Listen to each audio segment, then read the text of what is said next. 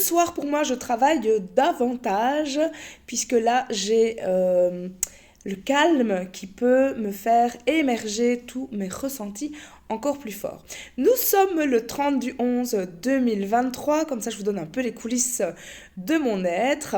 Et là, on vient terminer ce mois de novembre dans toutes ces tensions, dans les énergies un peu avant-gardistes qui nous avancent, qui nous mènent devant avec derrière tout ce qui nous retire. Et donc ça nous plongeait dans une certaine obscurité, dans quelque chose de nébuleux. Vous voyez, pas forcément clair, on était tiraillés entre ces deux énergies-là. Et là, je peux vous dire que dans cette année jupitérienne, avec ce 7, 2023, 2 plus 2 plus 3 égale 7, ça vient agrandir tout ça. Donc ça vient agrandir les peurs quand ce sont des peurs. Et quand c'est du lâcher prise, ça vient agrandir tout ça aussi. Alors maintenant, on arrive dans une énergie du mois de décembre, on est dans quelque chose de tout à fait différent. Là, on va retrouver la clarté, beaucoup plus d'énergie, peut-être même parfois trop, puisqu'on pourrait voir des luttes, on pourrait voir que ça vient éclater et ça vient nous mettre de la lumière dans nos conflits, dans nos profondeurs, dans notre division d'être. Le 12, c'est un mois d'épreuves, c'est la maison 12 en astrologie qui va parler d'épreuves et c'est aussi le fait de mettre de la lumière sur nos ombres. Le mois de décembre va être un mois comme tous les mois de décembre où on vient quelque part faire le bilan, revenir à l'intérieur de soi pour finalement faire le bilan des 11 mois de l'année. Qu'est-ce qui s'est bien passé?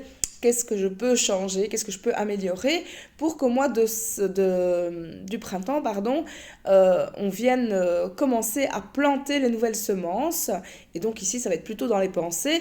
Et puis dans le concret, vers le mois de mars-avril, le 4 chez moi, c'est le nombre de la concrétisation. Et donc à partir du mois d'avril, on va pouvoir semer les nouvelles semences qu'on verra éclore en plein été où on pourra alors récolter.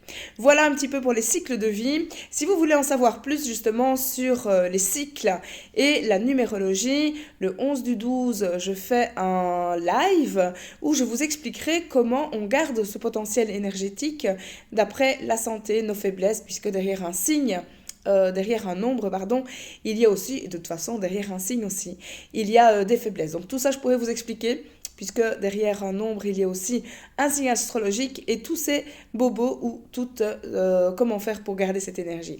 Je vous retrouve le plus vite possible, en tout cas, sur les vidéos YouTube pour que vous puissiez voir l'énergie de décembre, quel est l'impact, vous qui êtes né en janvier, février, mars, avril, mai, juin, juillet, août, septembre, octobre, novembre, décembre, puisque chaque énergie a une couleur bien précise, mais vous, dans votre signe astrologique, vous allez le vivre différemment et encore plus spécifiquement vous. Et donc, si vous voulez plus de détails pour vous spécifiquement, je vous invite alors à prendre rendez-vous avec moi au 0491 87 34 40 ou en passant par mon mur Facebook, Nathalie Cuvelier, coach de vie, le chemin éclairé. C'est avec plaisir que j'éclairerai votre chemin, que je vous dirai aussi quelles sont vos énergies positives, négatives, quels sont vos dons, vos talents et qu'est-ce que vous allez vivre vous personnellement en 2024.